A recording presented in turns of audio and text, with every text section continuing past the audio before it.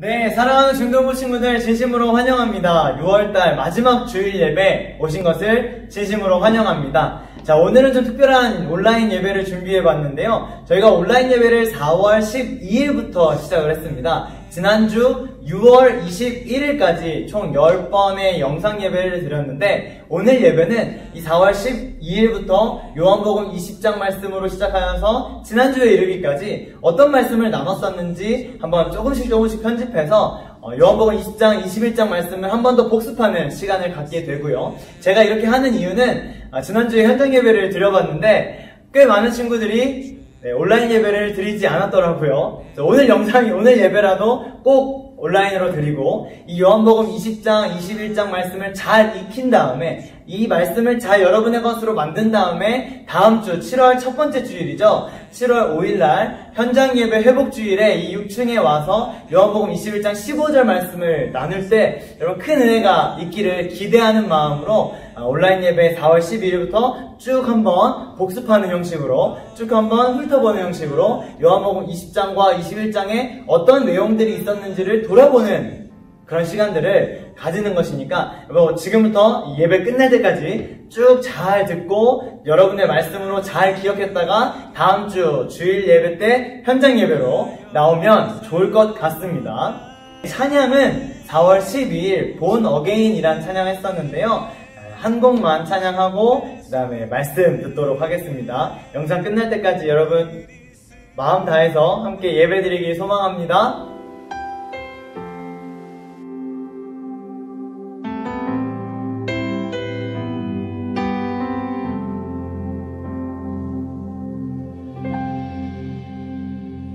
주 안에서 내 영혼 다시 태어나 이전 것은 지나고 새롭게 됐네. 죄로 물든 내 모습 예수와 함께 죽고 부활 생명 내 안에 새로운 삶이 열렸네.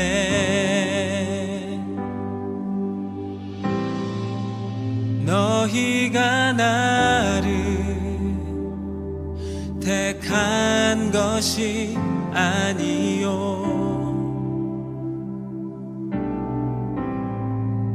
내가 너희를 택하여 세웠나니 오직 내 안에 오직 내 속에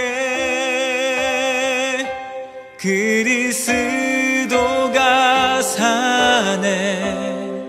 오직 내 삶에 오직 내 맘에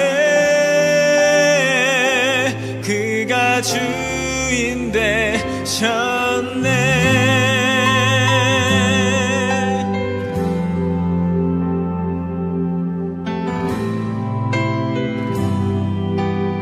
죄로 물든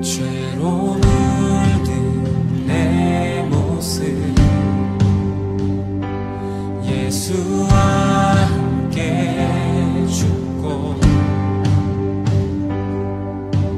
부활 생명 내 안에 새로운 삶이 열렸네.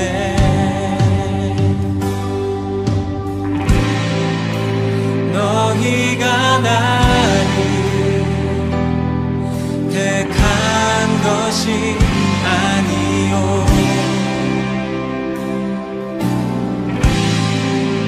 내가 너희를 택하여 세웠나니 오직 내 안에 오직 내 속에 그리스도가 사네.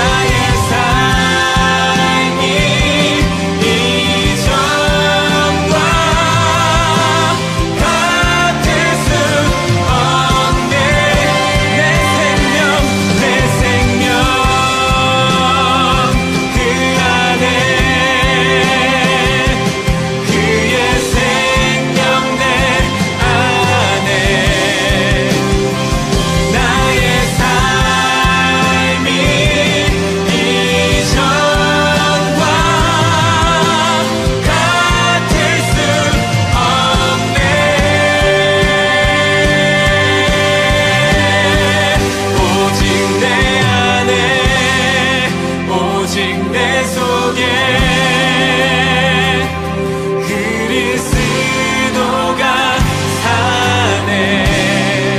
오직 내 삶에 오직 내 맘에. 우리 두 손을 높이 들고 다시 한번 고백하십시다. 오직 내 안에 오직 내 속에 그리스도가 사네. 오직 내 삶에 오직 내 맘에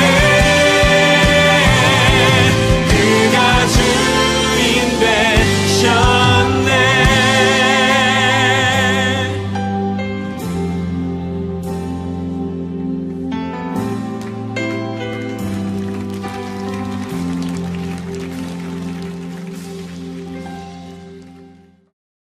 네, 제가 오늘 여러분들과 나누고 싶은 것은 뭐냐? 예수님이 그럼 부활하셔서 뭐라고 인간들에게 또 제자들에게 말씀하셨냐 하는 것입니다. 유대 사람들이 두려워서 집 안으로 들어가 꼭꼭 문을 걸어 잠궜던 제자들에게 찾아가십니다. 누가요? 예수님이 찾아가시죠. 19절 뒷부분을 한번 읽어보겠습니다. 그때 예수께서 와서 그들 가운데로 들어서셔서 너희에게 평화가 있기를 하고 인사말을 하셨다. 너희에게 무엇이 있기를? 다시 한 번만요. 너희에게 무엇이 있기를? 평화가 있기를. 할렐루야. 인간에게 평화가 없었습니다. 아담이 선악과를 먹은 후에 죄가 인간에게 들어오면서부터 하나님과 인간 간의 친밀한 관계는 다 끊어져 버렸기 때문이죠. 인간들의 삶에 완전한 샬롬은 꿈만 같은 이야기였다라는 것입니다. 바라지만 내 삶에 평화가 있기를 바라지만 결코 일어날 수 없는 일이었다라는 것입니다.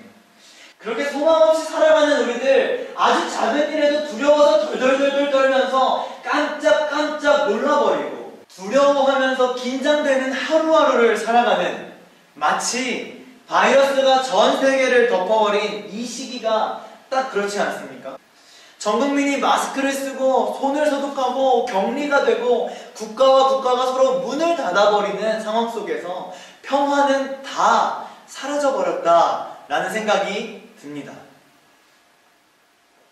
관계도 건강도 미래도 학업도 어디에서도 찾아볼 수 없는 이 땅에서의 평화, 더군다나 죄로 인해서 깨어져 버린 하나님과의 관계를 그 어떤 것으로도 해결하지 못하여 혼란스럽고 방황하고 괴로움 속에 살아가던 인간들의 나날들, 우리도 피할 수 없었죠.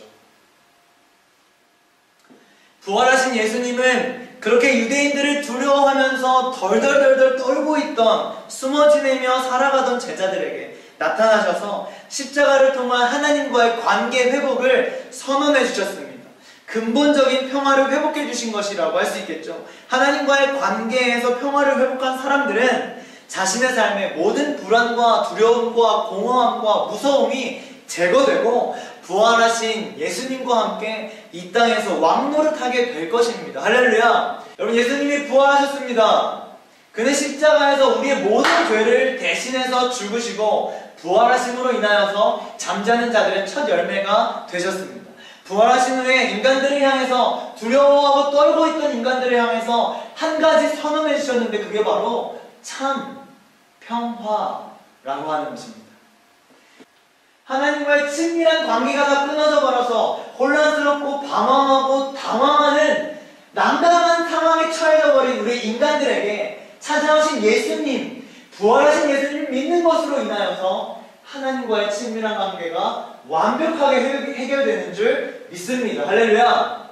사랑하는 중등부 친구들, 부활하신 예수님께서 우리에게 찾아오셔서 우리에게 선언하시고 우리에게 선물로 주신 것이 있다면 참 평화입니다.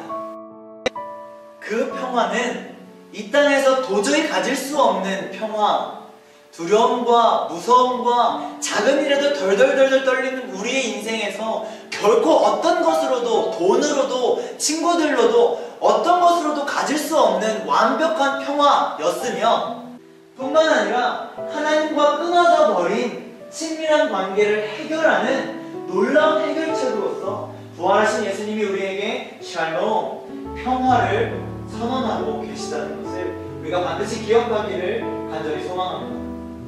예수님은 기절도 아니고 죽으신 겁니다. 죽으셨다가 부활하셔가지고 나를 죽인 인간들, 나를 십자가에 못 박은 인간들, 그 사람들을 복수하려고 하지 않고 제자들을 찾아가셨다라고 하는 겁니다. 그리고는 배신자들에게, 그리고는 무능력하게 숨어있는 제자들에게 찾아가셔서 평화를 선포하셨잖아요. 이유가 있지 않을까라고 하는 겁니다. 왜 예수님은 제자들에게 찾아가셔서 평화를 이야기하셨을까요? 말씀 한번 보도록 하겠습니다. 21절입니다. 예수께서 다시 그들에게 말씀하셨다. 너희에게 평화가 있기를 빈다. 아버지께서 나를 보내신 것 같이 나도 너희를 보낸다. 한 번만 더 따라해 주시겠어요? 나도 너희를 보낸다. 한 번만 더요. 나도 너희를 보낸다. 할렐루야. 21절을 통해서 평화를 선언하신 예수님이 우리에게 선교라는 미션을 보낸다라는 말로 제시해 주심을 보게 됩니다. 사실 요한복음뿐만 아니라 수많은 성경 속에서 부활하신 예수님은 곳곳으로 선교를 명령해 주시는데요. 성경 몇 구절만 좀 찾아보도록 하겠습니다. 16장 15절 또 예수께서 그들에게 말씀하셨다. 너희는 온 세상에 나가서 만민에게 복음을 전파하여라. 여러분 한 군데만 더 보겠습니다. 갈라디아서 1장 15절 16절인데요. 사도 바울의 고백이에요. 여러분 잘 들어보세요. 그러나 나를 모태로부터 따로 세우시고 은혜로 불러주신 하나님께서 그 아들을 이방 사람에게 전하게 하시려고 그를 나에게 기꺼이 나타내 보이셨습니다. 부활하신 예수님이 복음 명령의 전달을 사복음서에 그리고 사도행전과 바울을 통해서 고린도전서에 기록해 놓으셨습니다. 여러분 다시 오늘 본문 요한복음으로 한번 돌아가 보죠. 제자들이 어떤 사람들입니까? 예수님 십자가에서 못 박히실 때 다 배신하고 떠나가 버린 사람들입니다. 예수님께서 부활하셔서 제자들에게 나타나셔서 야 이 배신자들아 내가 그렇게 이야기했는데 부활할 거라고 얘기했는데 그걸 못 믿고 여기 숨어있냐 이 나쁜 놈들. 그리고 이렇게 막 때리실 수 있었고 점프 해버리실 수도 있었다고 했죠. 그런데 예수님께서 여전히 찾아오셔서 제자들에게 평화를 선언해 주시고 아직도 허물투성이요 문제덩어리인 제자들에게 가라. 아버지께서 나를 보내주신 것처럼 나도 너희를 보내겠다 라고 말씀해 주신다는 겁니다. 여러분들은 천지를 창조하신 하나님, 십자가에서 우리의 모든 죄를 대신해서 죽으시고 부활하신 놀라운 구원자 예수님을 만났고 이제 그분의 명령을 따라 보냄받은 사람이라는 것을 기억하길 바랍니다. 아무렇게나 막 살아갈 수 없고 예수님이 이 땅에서 보여주신 모습 그대로 이 땅에서 예수님께서 보여주신 말, 행동 따라서 이 땅에서 살아가야 할 의무가 있음을 반드시 기억해 주시길 바랍니다. 너희를 보내겠다라고 하신 겁니다. 어떻게 보내겠느냐? 야, 하나님께서 나를 보내셨어. 나를 이 땅에 보내셔서 33년 동안 살면서 3년 동안 공생애 하면서 하나님이 나를 보내셔서 이 땅에서 빛과 소금 역할을 감당하며 살았던 것처럼 내가 이 땅의 유일한 소망이 되어 살았던 것처럼 이제 너희들이 그렇게 살아라. 나는 이제 부활하고 승천해서 하늘로 올라가 하나님 우편에 앉을 거고 이제는 니네가 나를 만나고 나와 함께 했던 제자들 너희들이 이 땅에서 내가 살았던 것처럼 살아가 달라. 그래서 보냄받은 자로 우리에게 사명을 허락하여 주셨다 라고 하는 게 지난주 말씀이었죠. 자, 그러면 오늘 이런 질문으로 한번 시작해 보려고 합니다. 이 땅에서 예수님이 우리를 보내주셨다라는 것을 지난주에 들었는데 이 땅에서 예수님처럼 살아가는 것이 쉽습니까? 어렵습니까?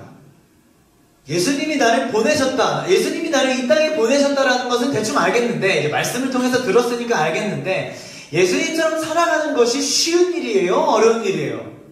대부분의 친구들은 어렵다라는 것을 이미 잘 알고 있을 겁니다. 세상에 가서 빛과 소금의 역할을 하라고 우리를 보내주셨는데 예수님 자신이 이 땅에서 우리에게 어떻게 살으라고 말씀하여 주셨는데 좋은 모델이 되어주셨는데 현실 속에서는 그렇게 사는 것이 정말 쉽지 않다라고 하는 겁니다.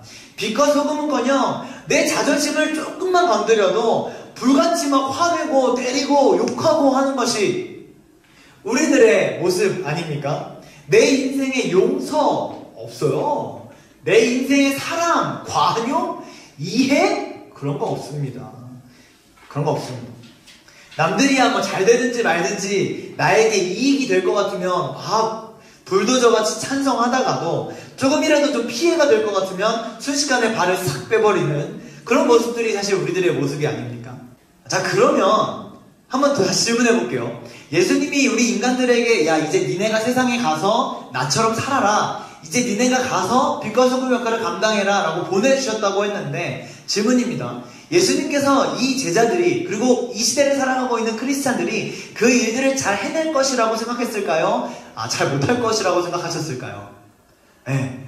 예수님께서 이미 아셨습니다. 인간들이 다 본능을 가지고 자기 하고 싶은 대로, 자기 멋대로, 자기 생각대로, 자기 경험대로 하나님은 온데간데 없고 부활하신 예수님이 우리를 보내주셨다는 거 생각하지 않고 내 멋대로 살아갈 것이라는 것을 이미 예수님이 아셨다고요. 그렇기 때문에 실수할 것이라는 걸, 실패할 것이라는 것을 다 알고 계셨습니다. 그래서 우리에게 주신 선물이 있습니다. 실패하고 실수할 것이라는 것을 알고 주신 선물, 그게 바로 진리의 영이신데요. 오늘 본문 뒤에 21절, 22절을 한번 읽어보도록 하죠. 21절입니다. 예수께서 다시 그들에게 말씀하셨다. 너희에게 평화가 있기를 빈다. 아버지께서 나를 보내신 것 같이 나도 너희를 보낸다. 이렇게 말씀하신 다음에 그들에게 숨을 불어넣으시고 말씀하셨다. 성령을 받아라. 여러분 한번 따라해 주시겠어요? 성령을 받아라. 한 번만 더요. 성령을 받아라. 네. 여러분, 성령을 이마트에 가서 9,900원 주고 사가지고 와라 가 아닙니다. 성령을 교회에 가서 주워가지고 담아라 도 아닙니다. 성령을 성경에서 찾아가지고 네 머릿속에 집어넣어라 도 아닙니다. 성령을 받아라. 성령을 받아라. 성령을 주시는 분이 계시다는 거예요. 성령을 주시는 주체는 하나님 한 분이기 때문에 성령을 받아라 라고 표현했다는 것입니다. 두려움과 무서움에 떨고 있던 제자들에게 예수님은 아무런 준비도 없이 그냥 그냥 보내주신 거 아닙니다. 예수님은 제자들에게 성령을 받아라 라고 말씀하시면서 그 길을 온전하게 잘 걸어갈 수 있도록 예수님을 따라 살아가는 믿음의 발걸음을, 믿음의 삶을 꿋꿋하게 걸어갈 수 있도록 성령을 받아라 라고 말씀하셨다라는 것을 우리가 기억했으면 좋겠습니다. 성령의 도우심 없이는 우리 삶에 어떠한 변화도 일어날 수 없습니다. 할렐루야. 내 힘으로, 내 결단으로, 내 다짐으로 수영 가면서 우리 열심히 기도했잖아요. 그런데 변화 안 돼요. 내 힘으로 하려고 하면 변화 안 됩니다. 내 안에 성령께서 들어오셔야, 내 안에 성령께서 함께 해주셔야, 내 안에 성령이 충만해야 나의 삶에 진짜 변화가 생겨나는 줄로 믿습니다. 오늘 보면 예수님께서 하나님이 나를 보내신 것처럼 나도 너희를 보내겠다라고 하시면서 제자들을 세상으로 밖으로 보내주시죠. 우리가 지지난주쯤인가요? 한번 살펴봤던 기억이 납니다. 예수님이 제자들을 보내주시는데 그 보내시는 장면 속에서 왜 보내주셨는가 에 대해서 한번 생각해보면서 나는 어디로 보내졌고 내가 해야 될 일은 어떤 것이겠구나 살펴보는 시간 오늘 예배 가운데 가지기를 간절히 소망합니다. 그런데 예수님께서 제자들에게 나가라고 하기는 했지만 제자들은 아직도 연약한 인간입니다. 그래서 예수님께서 성령을 받아라, 성령을 받아라 라고 말씀하시면서 제자들에게 힘을 주시고 나가서 하나님의 일들을 감당할 수 있도록 도와주십니다. 자, 성령을 약속받은 제자들은 이제 밖으로 나가서 예수님을 전하고 드러내는 역할을 감당해야만 했습니다. 이때 제자들에게 질문이 생기지 않았을까요? 내가 이걸 왜 해야 되지? 예수님이 보내주신다고는 했는데 성령을 주시겠다고 약속은 하셨는데 내가 굳이 왜 나가서 복음을 전해야 하는 걸까? 그 말씀을 한번 먼저 읽어보도록 하겠습니다. 본문 23절 여러분들이 읽었는데요. 한 번만 더 읽어봅시다.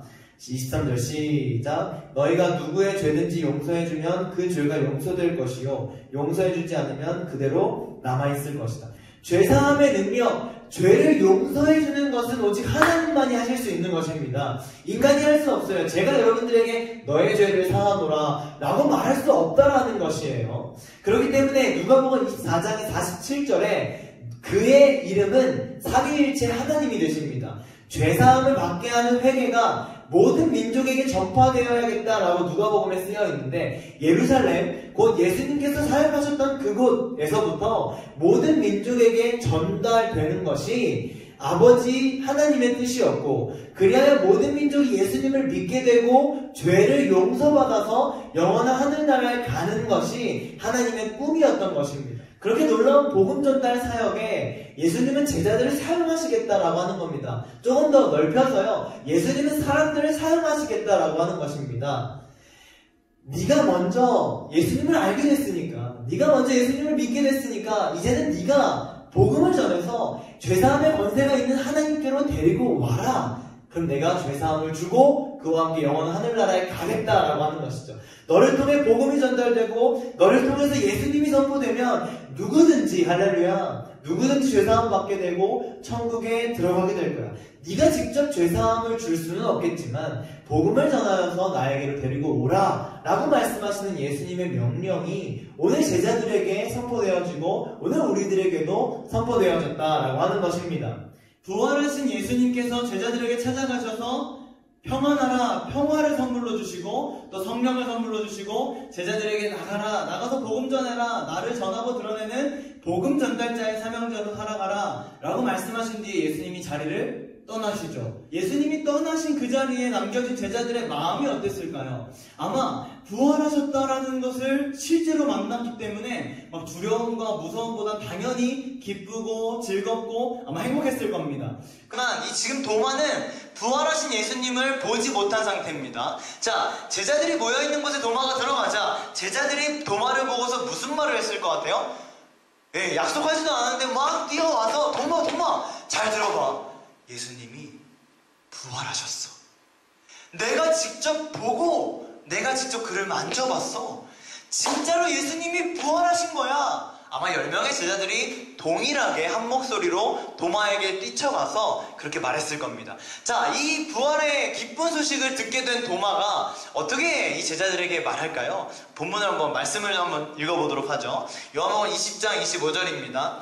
도마는 그들에게 나는 내 눈으로 그의 손에 있는 못자국을 보고 내 손가락을 그의 못자국에 넣어보고 또 내 손을 그의 옆구리에 넣어보지 않고서는 어떻게 하겠다고요? 믿지를 못하겠다 하고 말하였다. 여러분, 이게 무슨 말입니까 이게?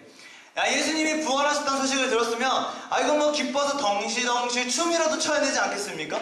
그런데 도마가 예수님의 부활 소식, 기쁜 소식을 딱 듣고는 나는 예수님의 손을 보고 예수님의 이 손에 내 손을 넣어보고 여기 옆에 창 찔린 자국 여기에 내 손을 넣어봐야 그제서야 믿을 거야. 난 믿지 않겠다. 본문 26절을 보면 예수님이 제자들에게 오십니다. 두 번째 오신 것인데 그때는 다행히 도마가 있었다고 해요. 예수님이 들어오셔서 이전과 같이 제자들에게 평화가 있기를 하고 인사말을 하셨습니다.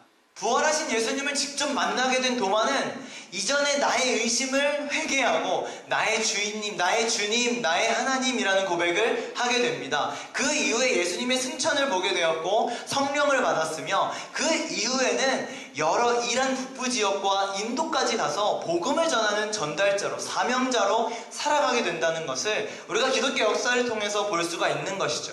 여러분, 십자가에 지실 때 한번 생각해 봅시다. 채찍에도 맞으셨고요, 모욕과 함께 침도 맞으시고 온갖 순환과 고난을 다 당하시면서 이 온몸이 만신창이가 됐습니다. 우리가 영화나 매체를 통해서도 십자가 지신 예수님의 모습을 종종 보게 되는데요, 정말 두 눈 뜨고 제정신으로 볼 수 없을 정도로 온몸이 그냥 전부 다 피투성이가 되거나 눈을 제대로 뜨지도 못하시는 모습이 예수님의 모습이 아닙니까? 그런 피범벅이 되신 예수님이 사흘 만에 부활하셔서 무덤에서 나오셨는데 완벽하게 몸이 재생된 상태로 밖으로 나오십니다.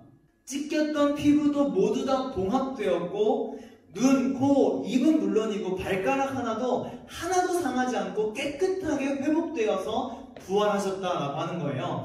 그런데 딱 두 군데 굳이 그대로 두신 곳이 있습니다. 그대로 두신 곳. 재생하지 못해서가 아니라 재생시키지 않은 부위가 있다라고 하는 것이죠. 어딥니까? 오늘 본문에서 본 것처럼 못 박힌 손, 그리고 창에 찔린 옆구리입니다. 온 몸이 깨끗하게 다 재생되었는데 두 부분만큼은 그대로 두고 나머지만 재생시키고 부활하셨습니다. 왜 그랬을까요? 왜 예수님은 두 군데는 재생시키지 않으셨을까요? 왜 예수님은 손과 옆구리는 그대로 둔 채 부활하신 걸까요? 여러분 한번 대답해 보세요, 여러분께서. 네, 맞아요. 도마 때문입니다.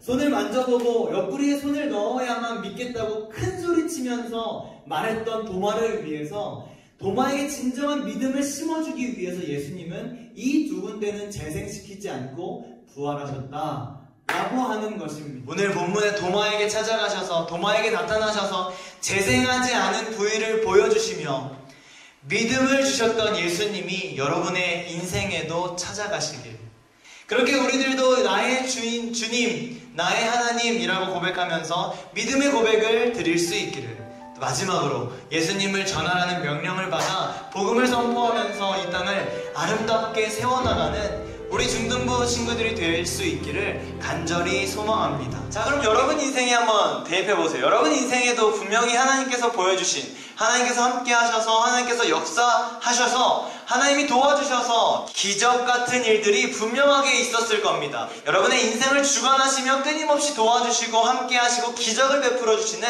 하나님의 열심이 여러분의 인생에 분명히 있었을 겁니다.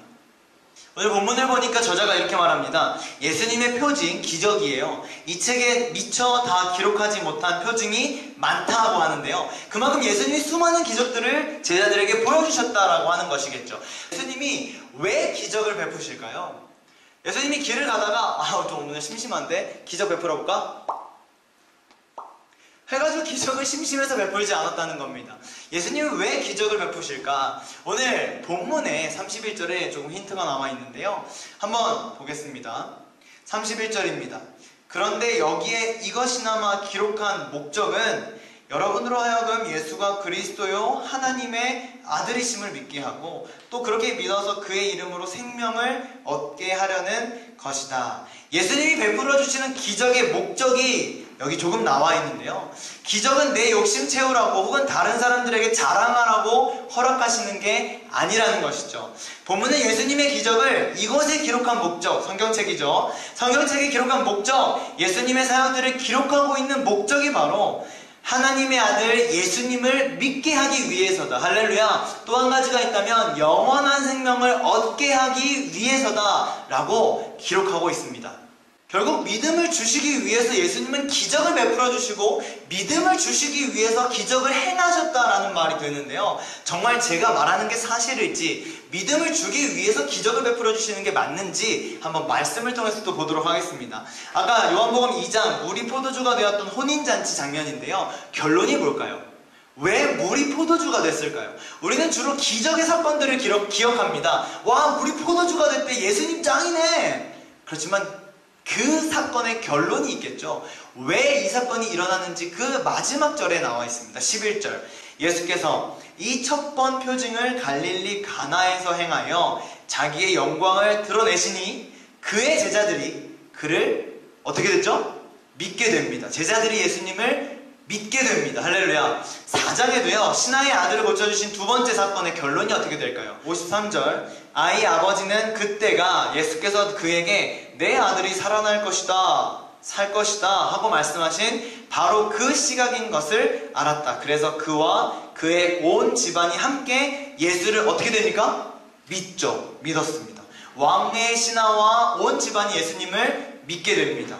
마지막 나사로 사건의 결론은 어떻게 될까요? 요한복음 11장 45절. 마리아에게 왔다가 예수께서 하신 일을 본 유대 사람들 가운데서 많은 사람이 예수님을 믿게 됐다. 나사로의 장례식에 왔다가 예수님이 나사로를 살리시는 장면을 보면서 많은 사람들이 예수님을 믿게 되는 것입니다. 할렐루야. 그러면 이렇게 정리해 볼 수 있지 않을까요? 예수님의 기적은 우리에게 믿음을 주기 위한 예수님의 선물이다. 우리 삶에 끊임없이 베풀어 주시는 하나님의 은혜, 하나님의 축복, 수많은 크고 작은 기적들 속에서 그 앞에서 지체하거나 의심하거나 이건 내가 잘한 거야 라고 생각하지 말고 하나님이 나에게 은혜 베풀어 주셨구나, 하나님이 나에게 기적을 베풀어 주셨구나, 나의 주님, 와 나의 하나님이라고 고백하며 믿음의 선물을 받아 누리는 우리 중등부 친구들이 되기를 간절히 소망합니다. 기적은 결국은 믿음으로 연결되어야 하고 믿음은 우리에게 영원한 생명을 줍니다. 우리들의 삶 가운데 또 일주일 동안의 우리들의 인생 가운데 순간순간 하나님이 베풀어 주시는 그 은혜 앞에서 나의 믿음을 고백할 수 있기를, 나의 마음과 나의 생각을 하나님께 집중시켜서 하나님이 하셨습니다, 하나님께 영광 돌려드릴 수 있는 우리 중등부 친구들 될 수 있기를 간절히 소망합니다. 예수님이 사명을 주시고 자리를 떠나가신 뒤에 복음 전파의 사명을 받은 제자들이 갑자기 이상한 행동을 하기 시작하는데요. 요한복음 21장 3절, 지난주 말씀이었죠. 수제자인 베드로가 이런 말을 합니다. 나는 고기를 잡으러 가겠다. 7명이 있었습니다. 베드로가 나 물고기 잡으러 갈래 라고 하면 나머지 6명이 말렸어야죠. 왜냐면 예수님께서 복음 전하라고 하셨으니까 베드로를 말려서 세우고, 야야야 베드로, 우리가 지금 물고기 잡으러 갈 때가 아니라 예수님 명령대로, 사명대로 예수님께서 복음 전하라고 하셨으니까 우리 사람들에게 복음 전하러 가자라고 말했어야 정상 아니겠습니까? 그런데 이 제자들이 오늘 말씀해 보니까 우리도 함께 가겠다 이렇게 합니다. 우리도 함께 가겠다. 이 나머지 제자들에게 바른 분별력이 전부 다 사라져 버렸습니다. 한 명도 빠짐없이 이 생존의 문제 앞에서 예수님의 명령을 그냥 다 잊어버리고 말았다는 것이죠. 그렇게 베드로와 6명의 제자들은 밖으로 나가서 바다로 가서 고기를 잡습니다. 몇 마리 잡았을까요? 3절 뒷부분에 읽어보면 한 마리도 잡지 못하였다. 그렇게 깊은 밤이 다 지나가고 새벽이 다가옵니다. 이제 해가 뜨기 직전인데요. 어부가 직업이 어부인데 밤새 그물을 7명이서 던졌는데 한 마리도 잡지를 못하니까 이거 뭐 이렇게 비참하고 슬픈 상황이 어디에 있겠습니까? 4절 한번 읽어보겠습니다. 이미 동틀 해가 뜬다라는 거죠. 무렵이 되었다. 그때 예수께서 바다에 들어서셨으나 제자들은 그가 예수이신 줄을 알지를 못하였다. 바다의 시작점에, 바다의 끝에서 제자들을 지켜보고 계시는 예수님, 그리고 바다 한가운데에는 예수님의 말씀을 뒤로 한 채 헛되이 땀을 흘리면서 수고하며 그물을 던지는 다수의 제자들이 있습니다. 자기의 명령을 잊었고 부여했던 사명을 놓쳐버린 제자들을 사랑하시기 때문에 굳이 또 제자들이 있는 갈릴리 바다로 찾아오셨다라는 것입니다. 제자들을 향한 예수님의 사랑을 느낄 수가 있는 장면입니다. 예수님은 그들을 찾아가셔서 뭐라고 하십니까? 본문 5절도 한번 읽어보겠습니다. 그때 예수께서 제자들에게 물으셨다. 얘들아, 무얼 좀 잡았느냐? 그들이 대답하였다. 못 잡았습니다. 십자가 질 때 전부 다 도망가 버렸습니다. 하나도 남지 않았어요. 사흘 만에 부활해서 또 찾아갑니다. 무서워서 덜덜덜덜 떨고 있던 제자들에게 찾아가셔서 예수님이 두려움을 기쁨으로 바꿔주시고 성령을 약속해주시고, 야 이제 나는 하늘로 승천할 건데 니네가 복음을 좀 전해라, 사명을 주십니다. 그런데 또다시 제자들이 배신하고 복음을 전하지 않고 물고기 잡으러 바다로 우르르 달려간 제자들을 또 찾아가셔서 미소 지으시면서 얘들아 라고 부르시는 예수님의 모습을 상상하니까 웃음이 나더라고요. 예수님의 그 놀라운 사랑의 마음, 기다리시고 믿어주시는 사랑의 예수님이 오늘 이 예배 가운데 나의 예수님이 되어주시기를 간절히 축복합니다. 예수님이 해결책을 주십니다. 한번 같이 읽어볼까요? 예수께서 그들에게 말씀하셨다. 그물을 배 오른쪽에 던져라. 그리하면 잡을 것이다. 제자들이 그물을 던지니 고기가 너무 많이 걸려서 그물을 끌어올릴 수가 없었다. 그물을 배 오른쪽에 던져라. 그것이 바로 예수님의 제안, 예수님의 해결책이었습니다. 질문해 볼게요. 제자들이 밤새도록 물고기를 잡았는데 배 오른쪽에 그물을 안 내려봤을까요? 내려봤을까요? 당연히 내려봤겠죠. 오른쪽뿐만 아니라 오른쪽, 왼쪽, 위쪽, 아래쪽 배를 타고 여기저기 돌아다니면서 그물을 내렸을 거란 말입니다. 그런데 어부도 아닌 사람이 와서 오른쪽에 그물을 내려보라는 거예요. 아직까지 제자들은 이 제안을 하신 분이 예수님이라는 사실을 몰랐던 것 같습니다. 줏대도 없는 제자들, 이 제자들이 어이 양반, 오른쪽에 내가 물고기 잡으려고 그물 던져왔어, 안 잡혀 라고 말하지도 않고 하라는 대로 또 합니다. 결과가 뭐예요? 그물을 끌어올리기가 힘들 정도로 고기가 많이 잡혔습니다. 읽지 않았지만 11절을 보면 물고기가 153마리 잡혔다고 하는데 그냥 물고기가 아닙니다. 성경은 그때 잡힌 고기가 심지어 큰 물고기라고 설명합니다. 오늘 본문을 잘 이해하기 위해서 제가 3가지 과거의 이야기를 여러분들에게 전달하려고 합니다. 과거의 3가지 이야기를 잘 이해하고 있어야 오늘 본문이 쉽게 풀리기 때문입니다. 누가복음 5장에 보면 베드로와 예수님의 첫 만남이 기록되어 있습니다. 베드로가 말합니다. 선생님, 밤새도록 수고했지만 아무것도 잡지 못했어요. 그러나 선생님 말씀대로 그물을 한번 내려보겠습니다. 오늘 본문을 이해하기 위해 기억해야 할 첫 번째 사건은 어부였던 베드로를 찾아오셔서 만나주시고 사명을 허락하시는 장면입니다. 설명 더 필요 없죠. 두 번째 사건으로 넘어갑시다.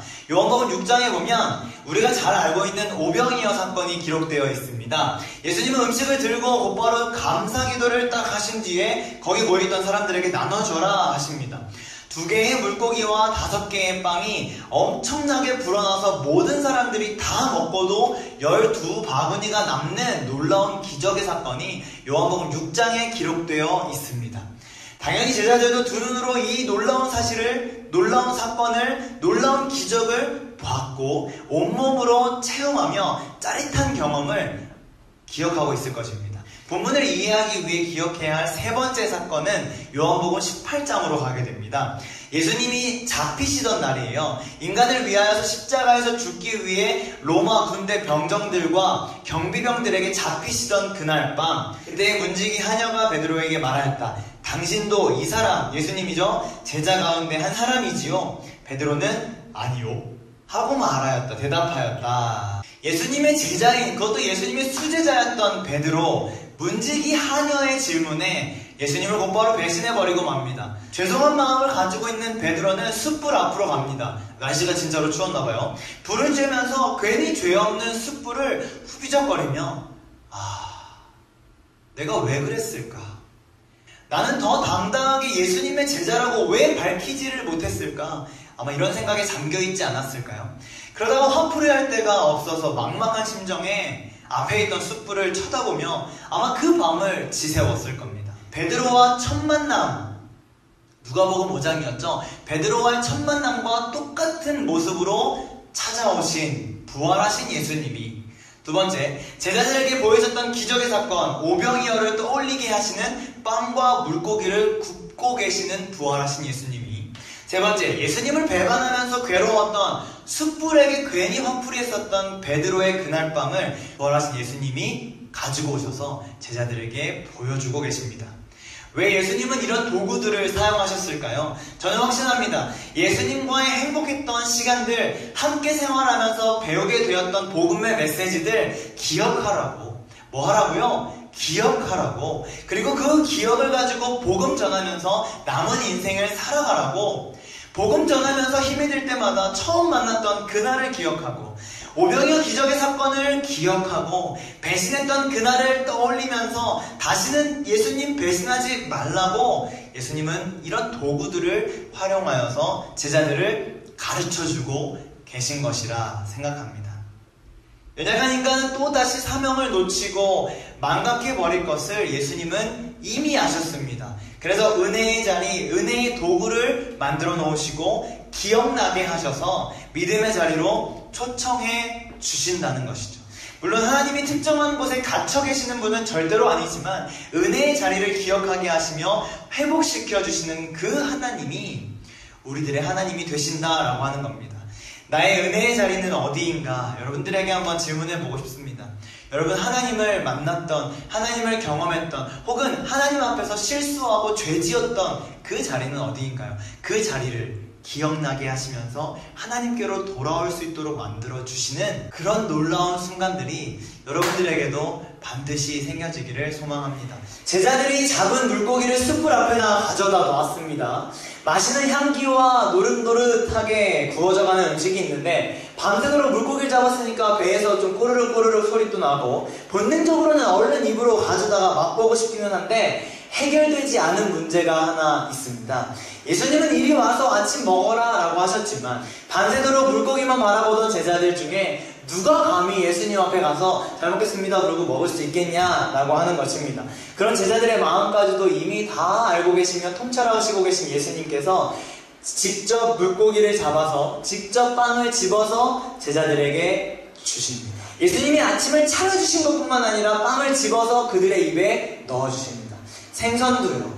죄송한 마음도 있고 민망하고 쑥스럽지만 집어서 주시기까지 하니까 더 이상 안 먹고 버틸 수가 없었겠죠. 밤새 고기를 잡느라 고생했던 제자들은 아침 음식 예수님께서 차려주신 조반을 맛있게 먹습니다. 예수님은 지금 제자들이 어떤 상태인지를 아셨습니다. 어떤 상태였을까요? 배고픔의 상태이지 않았을까요? 밤새도록 쉬지 않고 노동을 했기 때문에 물고기를 잡기 위해 그물을 던지고 노동했기 때문에 배고픔, 육체의 배고픔이 아마 있었겠죠. 한 가지 더 해서 예수님과 3년 동안 함께 생활하면서 즐거운 시간들을 보냈었는데 십자가에서 처참하게 죽으시고 눈앞에서 사라진 예수님 때문에 마음의 배고픔도 있지 않았겠습니까? 곧 공허함이 있었겠죠. 공허함이라고 저는 표현해봤습니다. 마음의 배고픔이 있었을 거란 말이에요. 또 한마디로 부활하신 예수님 만났고 사명도 허락해 주셨는데 또 흔들거리고 또 넘어진 채 물고기 잡으러 왔으니까 아마 영적인 배고픔도 있었을 겁니다. 영적인 갈급함도 있었겠죠. 사명을 다 잊어버리고 살아가면서도 자기 스스로 영적으로 회복해야 하는데 라는 마음이 있었을 거란 말입니다. 어떤 상태인지를 누구보다 정확하게 알고 계시는 예수님이 제자들에게 찾아오셔서 첫 번째 육체적인 배고픔을 해결해 주십니다. 빵과 물고기를 통해서 제자들의 필요를 아시는 것뿐만 아니라 채워주기까지 하십니다. 넉넉하게 풍족하게 필요를 채워주신다는 것이에요. 다시 찾아오셔서 그들에게 공허함도 채워주시죠. 복음 전달자의 사명을 주시면서 영적인 갈급함도 다 예수님께서 처리해 주시고 다 예수님께서 채워주시는 것을 오늘 요한복음 21장 마지막 장을 통해서 우리는 보게 됩니다. 배신해버리고 배반해버리고 예수님 없다라고 생각하며 내 마음대로 또 살려고 등져버린 나를 끝까지 사랑하시며 다시 찾아와 주시는 분이라는 겁니다. 세상의 물건, 세상의 물질에 집착하면서 돈만 쫓아서 물질만 쫓아서 친구만 쫓아서 예수님은 저 밑바닥에 있었는데 남자친구, 여자친구, 이성친구에 목매이면서 내 맘대로 내 감정대로 살아가기 바빴는데 예수님은 저 멀리 계셨음에도 불구하고 다시 나에게 찾아오셔서 손 내밀어 주시며 따라오라 말씀하시는 사명 허락하여 주시는 우리의 아버지가 되심을 저는 확신합니다. 우리 마지막으로 기도하고 주기도문하고 예배를 마치도록 하겠습니다. 여러분 오늘 좀 설교가 길었지만 함께 말씀을 좀 기억하면서 기도했으면 좋겠습니다. 부활하신 예수님께서 제자들을 찾아가셔서 회복시켜 주시는 것들을 우리가 계속적으로 살펴봤었는데 나에게도 하는 나의 삶에도 예수 그리스도께서 찾아오셔서 회복시켜 주시는 놀라운 은혜가 있도록 해달라고 부활하신 예수님 나도 만나는 그런 삶을 살게 해달라고 우리 지금 함께 기도하고 제가 기도하고 주기도문 하겠습니다. 함께 기도하겠습니다. 하나님 아버지 감사합니다.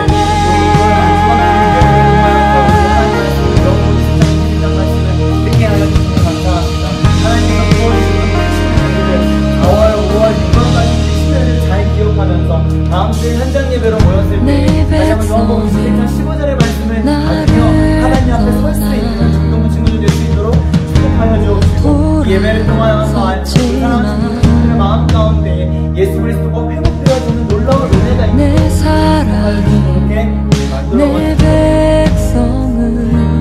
하나님 아버지 감사합니다. 3개월 동안 온라인 예배를 통하여서 은혜를 나눌 수 있게 하시니 감사합니다. 요한복음 20장, 21장 말씀을 통하여서 하나님이 주셨던 은혜들을 기억하게 하여 주시고 부활하신 예수님이 제자들을 찾아가셔서 제자들을 회복시켜 주셨던 것을 기억하면서 사랑하는 중동부 친구들 코로나 속에서 교회 나오지 못하고 무너졌던 신앙생활들 회복시켜 주시는 은혜를 우리도 누릴 수 있도록 축복하여 주옵소서. 다음 주에 현장 예배로 드려집니다. 현장 예배로 드려질 때에 하나님께서 은혜 베풀어 주시는 것 우리 중동 친구들 마음껏 이곳에서 누리고 경험하고 하나님 만나는 시간 될 수 있도록 준비시켜 주시고 7월을 시작하며 하나님 앞에 한 몸 공동체로 나아갈 수 있도록 축복하여 주옵소서. 감사드리며 예수님의 이름으로 기도합니다. 아멘. 우리 주기도문하고 마치도록 하겠습니다. 하늘에 계신 우리 아버지여, 이름이 거룩히 여김을 받으시오며 나라의 임하옵시며 뜻이 하늘에서 이루어진 것 같이 땅에서도 이루어지이다. 오늘 우리에게 일용할 양식을 주시옵고 우리가 우리에게 죄 지은 자를 사하여 준 것 같이 우리 죄를 사하여 주시옵고 우리를 시험에 들게 하지 마시옵고 다만 악에서 구하시옵소서. 나라와 권세와 영광이 아버지께 영원히 있사옵나이다. 아멘.